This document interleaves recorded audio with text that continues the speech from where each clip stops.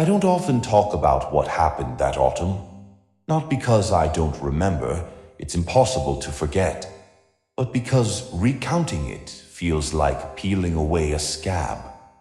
Each detail brings back the raw, crawling sensation I felt back then, as if something was watching me from the shadows even now. It began when I moved to the small town of Black Hollow. I was a freelance writer looking for peace and inspiration, and the hollow seemed perfect. It was remote, surrounded by thick woods that stretched endlessly into the horizon. The house I rented sat at the edge of town, a creaking two-story relic from the early 1900s. The locals called it the Whitaker House, though no one seemed to know who the Whitakers were. Or if they did, they didn't want to tell me. The first week was uneventful. I spent my mornings sipping coffee on the porch and my afternoons at typing away in the old study. The view from the study window was stunning. Endless trees swayed in the wind, their leaves ablaze with shades of orange and red. But it was the nights that unsettled me. It wasn't the typical noises of an old house settling that got to me. I could handle creaks and groans. What unnerved me were the whispers. They started faintly, just as I was drifting off to sleep. At first, I thought it was the wind, but the more I listened, the clearer they became. Indistinct words, overlapping voices, as if a crowd of people were having a hushed argument just beyond my bedroom door. The first few nights, I convinced myself it was my imagination. Moving to a new, isolated place could play tricks on anyone. But by the fourth night, the whispers grew louder. I could no longer dismiss them as my mind playing tricks. They seemed to come from within the house, echoing faintly down the hall. I didn't dare investigate. Instead, I lay in bed, rigid with fear, staring at the ceiling until the first light of dawn broke through the windows. As soon as the sun was up, the house felt normal again, as if the night's terrors were nothing but a bad dream. Still, I couldn't shake the feeling that I wasn't alone. On the seventh day, I finally broke down and decided to ask someone about it. The general store clerk, an older man named Harold, seemed friendly enough. After some small talk, I casually brought up the house. "You're in the Whitaker place?" he asked, his eyes narrowing. "Yeah," I replied. "Why?" Harold didn't answer right away. Instead, he looked around as if checking to make sure no one was eavesdropping. "You heard anything strange?" I hesitated. "Like what?" He leaned in closer, lowering his voice. "Voices at night." The blood drained from my face. "So it's not just me?" Harold sighed, rubbing the back of his neck. "Look, I don't know much about it, but people around here say that house has history, bad history." "What kind of history?" I pressed, my heart pounding. He shook his head. "Best not to dig too deep, son. Some things are better left alone." I left the store with more questions than answers. But one thing was clear. Something was wrong with the Whitaker house. That night, the whispers came again. Louder this time, more insistent. They seemed to seep through the walls, curling around me like smoke. I couldn't make out any words, but the tone was urgent, almost pleading. And then, just as I was on the verge of sleep, I heard it. A single distinct word, "Leave." That word, "leave," rattled around in my skull like a warning bell. It hadn't been part of the vague, overlapping whispers. It had been clear, deliberate, and spoken right into my ear. I shot up in bed, heart hammering. My bedroom was dark, save for the weak glow of moonlight filtering through the thin curtains. The room was still, quiet. I grabbed the flashlight I kept by the bed, flicked it on, and swept the beam across the room. The corners were empty. The door was shut. But that oppressive sense of being watched hadn't left. It lingered, heavy and suffocating, as if the walls themselves were leaning in closer. Something wasn't right. I needed to get out of that room. I threw on a sweater and jeans, grabbed my keys and phone, and bolted for the front door. The house creaked in protest under my hurried steps, and for a moment I swore I heard faint footsteps echoing mine. But I didn't stop to check. I didn't want to know. The cold night air hit me like a slap when I stepped outside. I stood on the porch, breathing hard, trying to steady my nerves. The town was silent, the only sound of the rustle of leaves in the breeze and the distant hoot of an owl. But even out here, the unease didn't fade. It clung to me like a shadow. I debated sleeping in my car, but the idea of sitting in the dark, enclosed space was almost worse than staying in the house. So instead, I paced the porch, hugging myself against the chill and trying to make sense of what was happening. Maybe Harold was right. Maybe I shouldn't dig too deep.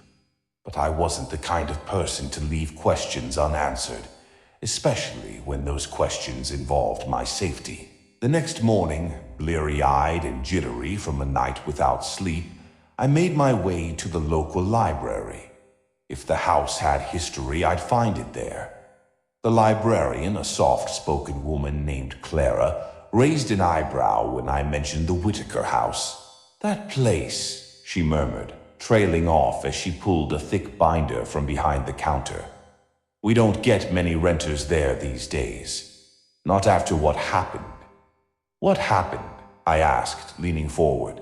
Clara hesitated, then opened the binder to a yellowed newspaper clipping. The headline read, "Tragedy in Black Hollow. Whitaker family found dead in apparent murder-suicide." My stomach churned as I read the article. It detailed the grisly deaths of the Whitaker family, parents and 2 children, who had lived in the house nearly 50 years ago. According to the report, the father, Henry Whitaker, had killed his wife and children before taking his own life. The motive remained unclear, but neighbors claimed he had been acting strangely in the weeks leading up to the tragedy, rambling about voices and something in the walls. Clara spoke up as I finished reading. "People say the house is cursed, that whatever drove Henry to do what he did, it's still there, waiting." I felt a shiver crawl up my spine. "Do you believe that?" She didn't answer directly. Instead, she said, "Sometimes it's better to let the past stay buried." I left the library with the binder's contents photocopied and a growing sense of dread. That night, as I sat in the study, I spread the clippings across the desk and read them again. There were mentions of strange occurrences in the house before the murders, objects moving on their own, phantom voices, shadows where no one should have been. It all sounded eerily familiar. A sudden thud from upstairs made me jump. I froze, straining to listen. Another thud followed, then a scraping sound like furniture being dragged across the floor. My pulse quickened. I hadn't set foot upstairs since moving in. I didn't need to.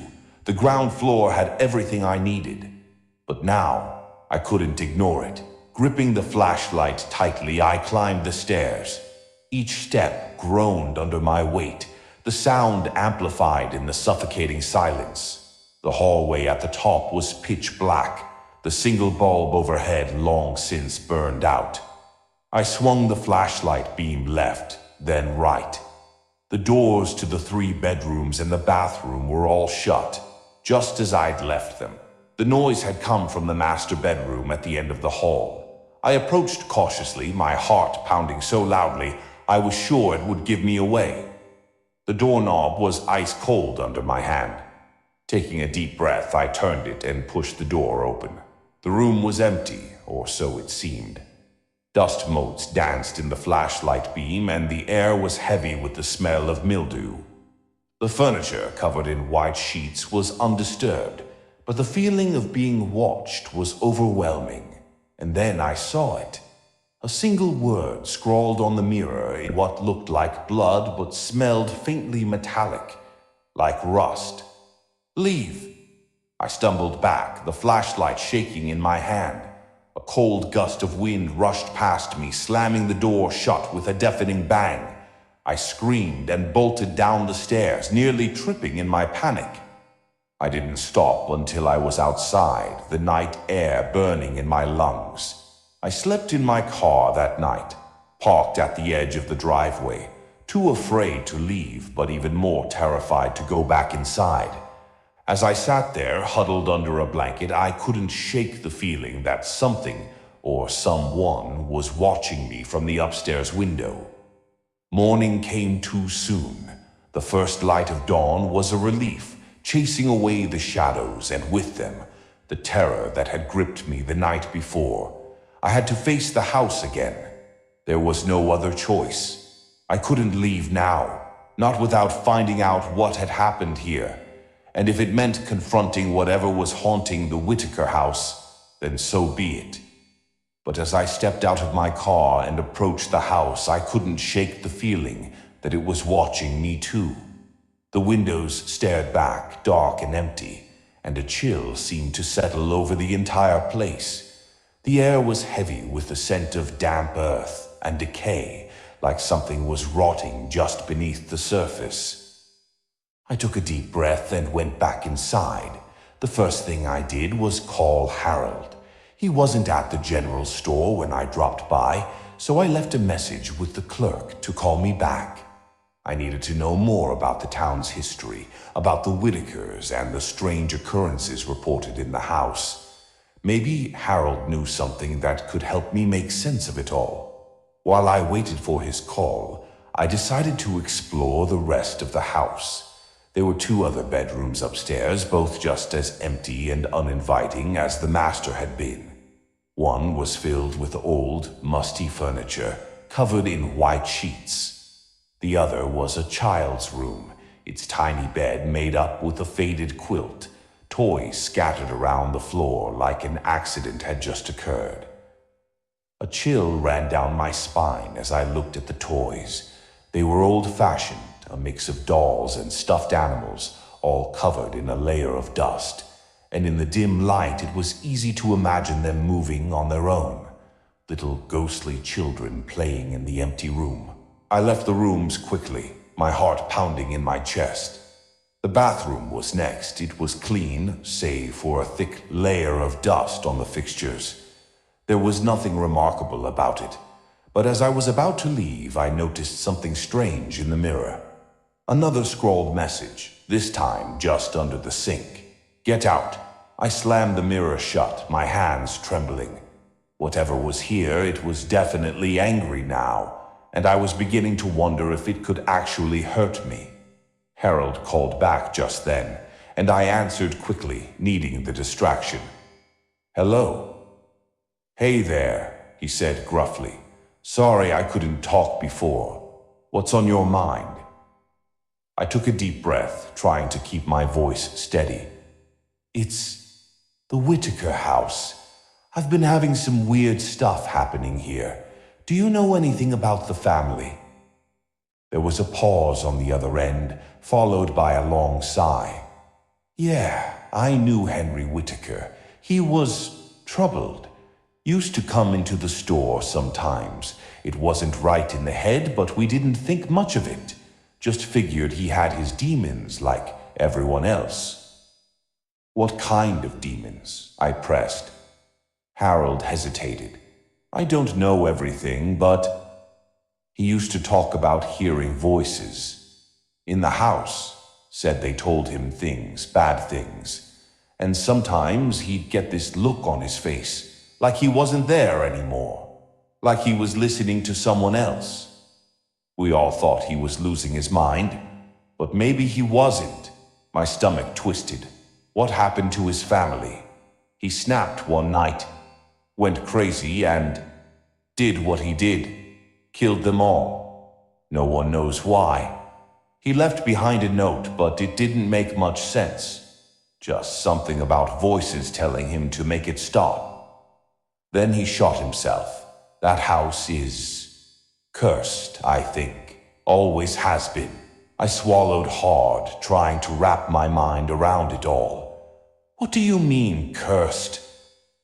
Just that something's wrong there. Always has been, even before Whitaker moved in. People used to talk about strange things happening in that house, long before Henry's family ever lived there. Voices, shadows, things moving on their own. We didn't think much of it back then, but now... Harold didn't finish his sentence, but I didn't need him to. The pieces were falling into place. The house was a trap, a place where dark things lingered, and now it has ensnared me too. Harold, what should I do? I asked, my voice barely a whisper. He hesitated. I don't know, son. I never heard of anyone getting out of there once it starts. Maybe you should leave. Get out while you can. I can't, I said. My voice was firmer than I felt. I have to know. I have to find out what happened to that family. There was a long silence. I don't think you should. That house, it's not just a building. It's a place. A place where things happen. I don't think you can just leave. His words chilled me to the bone. But what if I don't? Well, just be careful, all right? He said finally. Whatever's in there, it doesn't want visitors. And it never really leaves. With that, he hung up. I stood there staring at the phone, the weight of his words pressing down on me. I couldn't just leave, not yet. There was something about that place that I needed to understand. I couldn't explain it, but it was like a thread tying me to the Whitaker house, pulling me back no matter how much I wanted to escape. The day passed slowly after that. I stayed in the house, avoiding the upstairs rooms where I'd seen the messages. Instead, I sat in the study, the sunlight fading outside, and went over the binder of newspaper clippings again. There were other stories, older ones, about strange occurrences in the house before the Whitaker family ever lived there. Shadows seen in the windows, strange noises, objects moving on their own. And then, in the 1930s, a woman named Alice Whitaker had died there under mysterious circumstances. The reports called it an accident, but the details were vague, and there was something unsettling about the official explanation. As night fell, the shadows in the corners of the room seemed to grow longer, and the whispers returned. I could hear them, faint and muffled, just outside the door. It sounded like a crowd, voices overlapping, whispering secrets. I forced myself to stay in the chair to ignore them, but my skin crawled with fear. And then, out of the darkness came another word. Stay. I almost didn't hear it. It was so faint, so soft, as if the word itself was scary. But I did hear it. And this time there was no mistaking it. It was speaking directly to me. I shot up from the chair, my heart pounding. I couldn't stay. I had to leave. But something held me there, as if the house itself was reaching out to pull me in. I stood at the threshold of the hallway, the whispers louder now, calling me deeper into the dark. Please, just let me go, I whispered, my voice breaking. The room seemed to ripple, as if the air was shifting. And then, for the first time, I saw it. A shadow, darker than the darkness around it, standing just at the end of the hall. It was humanoid, but not quite, more like a distorted silhouette with no face and long, spindly limbs. It moved closer, its movements jerky and unnatural, like a puppet with its strings cut. Leave, it hissed, its voice coming from everywhere at once. You don't belong here. I backed away, terror making my legs shake. I just want to understand. The shadow didn't answer, just kept coming. A slow, deliberate advance. I turned and ran, my footsteps echoing through the empty house. I didn't stop until I was outside, gasping for breath, the cold air a shock against my burning skin. I sat there on the porch, shaking, unable to move. The house loomed over me, a dark, oppressive presence, and I knew then that I couldn't leave. Not really. Because whatever was inside that house had latched onto me, and it wasn't going to let go. I spent the next few days in a fog. I didn't sleep, couldn't eat. The whispers never stopped, echoing in my mind like a twisted lullaby. Every creak and groan of the house felt like a taunt, a reminder that it had me trapped. I tried leaving, but the car wouldn't start. The engine turned over weakly, then died, leaving me stranded. It was as if the house was keeping me there, locking me inside with whatever dark force lurked within its walls. I called Harold again, hoping he might have some advice. His voice was tense when he picked up. "You still there, son?" "Yeah," I said, my voice rough. "The car's dead. I can't get out." There was a heavy silence on the other end. I don't know what to tell you. Sometimes things like this, they just won't let go. I need to know what's going on," I said. "Please, Harold, help me." He sighed. All right, listen. I'm going to tell you something, but you have to promise me you'll stay away from that place. Don't go back inside." I nodded, even though he couldn't see me. "I promise." "Okay," he said. "You ever hear of the old legend about the Whispering Hollow?" I shook my head, though he couldn't see me. "No. What is it?" "It's an old story from the town's founding," he began. "Back then, there was a preacher here named Elijah Reed. He was a real fire and brimstone type, always going on about sin and damnation. Anyway, he had a daughter, Sarah, who wasn't quite right. Folks said she could talk to things that weren't there. Spirits, they called them. Like ghosts? Yeah, something like that. She said the spirits told her things. Bad things. They would whisper in her ear, tell her to do terrible things. Her father tried to save her, took her into the woods one night and killed her. I gasped. "What?" "Yeah," he said, his voice heavy with regret. "He lost his mind, just like Henry Whitaker. Said the spirits were in his head too, driving him mad. After that, the woods around here were called the Whispering Hollow. People avoided them, said they were cursed." "And the Whitaker family?" I asked, my voice hoarse. "There's always been a link," he admitted. "People say the spirits never left. They lingered, passed on through families who lived near the woods. The Whitakers weren't the first, and they weren't the last. That house, it's a place where the past never really dies." I felt a chill run down my spine. "What do you mean?" "The spirits," Harold said, "they're still there. They feed on fear, on the pain of those who live in that house. They want something. I don't know what, but they're not letting go until they get it."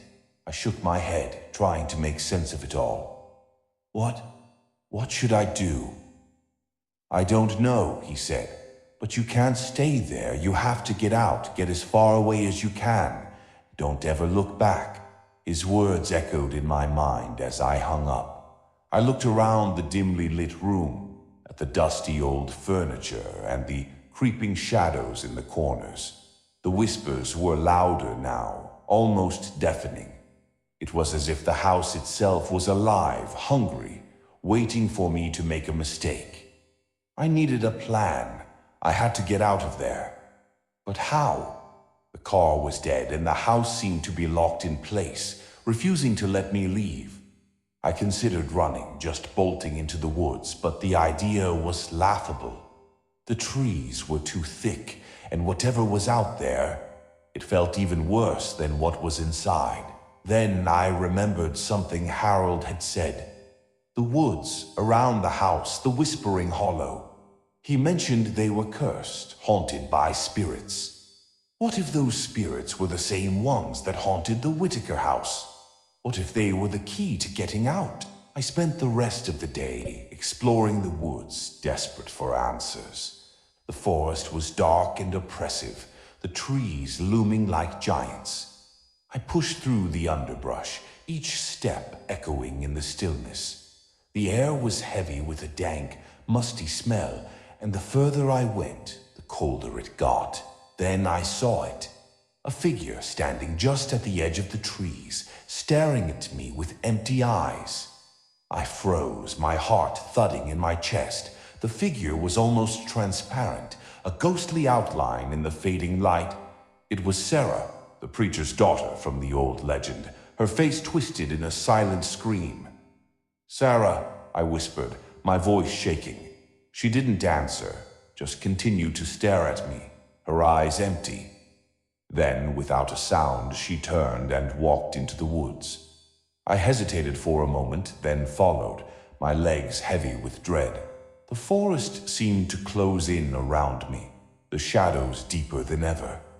I followed Sarah deeper into the woods, unsure of what I was looking for. The whispers were louder now, almost deafening, as if they were reaching out to me. I pressed on, my mind numb with fear. After what felt like hours, the trees began to thin out, revealing a small clearing.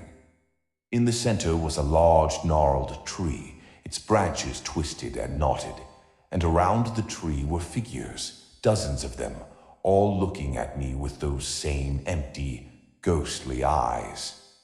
"Sarah," I called, my voice trembling, "what do you want from me?" She turned to face me, her eyes dark with pain. "You have to let them in," she whispered. I shook my head. "Let who in?" "The spirits," she said, her voice barely more than a breath. "They're hungry. They want you to join them, to be like us." I backed away, terror clawing at me. "No, no, I won't." "You have to," she said, her voice breaking, "or they'll never leave." A shiver ran down my spine. "But how?" Sarah stepped closer, her ghostly hand reaching out. "Let them in," she repeated. "Give them what they want." I shook my head, backing away further. "But what do they want?" "They want to be free," she said, her voice growing fainter. "From the past, from the pain. You have to understand, or they'll never stop." And then she was gone, disappearing into the darkness. I was left alone, the clearing empty except for the twisted tree and the whispering voices. I stood there for what felt like hours, trying to make sense of it all. What did the spirits want from me? What did they need to be free? I couldn't see a way out, couldn't see a way to escape the past that seemed to be closing in around me. But then I remembered something Harold had said. The spirits were hungry, they wanted something. And maybe, just maybe, if I could give it to them, they would leave me alone. I took a deep breath, trying to calm my racing thoughts. "Okay," I said, my voice steadying. "Okay, I'll do it. I'll let them in." And with that, I turned and ran back towards the house.